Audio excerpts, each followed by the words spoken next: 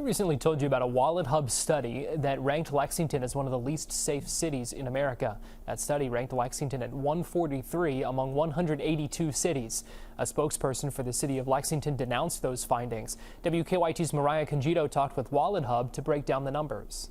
For the 2023 Safest Cities in America study, WalletHub editor Christy Mathern says they compared 182 cities. She says it includes at least 2 cities from each state and 150 of the most populated cities. Lexington was ranked 143rd. When you level out all the data, it does surprise you. The study is broken down into 3 categories: home and community safety, which makes up 50% of the whole score, natural disaster risk, which makes up 30%, and financial safety, which makes up 20%.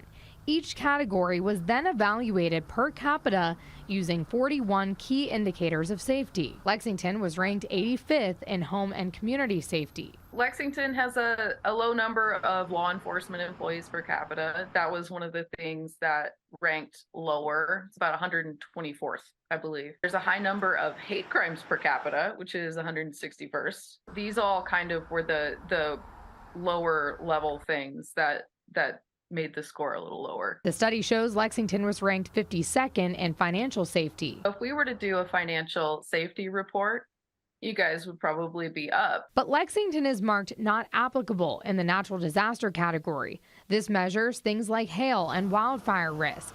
Mathern says there was no data available in order to score Lexington. I believe we measured in the last 10 years. When we reached out to the city, a spokesperson said in part, WalletHub's report is misleading since there's no score for our natural disaster risk, resulting in a large drop in our overall score. The city goes on to say, quote, "We were not asked to provide any information as we would with a reputable ranking agency." Mathern's response: I think we did a pretty thorough job in scoring everything across all these categories. Mariah Congito, WKYT. WalletHub used various sources to pull data, including the U.S. Census Bureau and Bureau of Labor Statistics. If you want to read the findings for yourself, you can find a link in this story on the WKYT News app.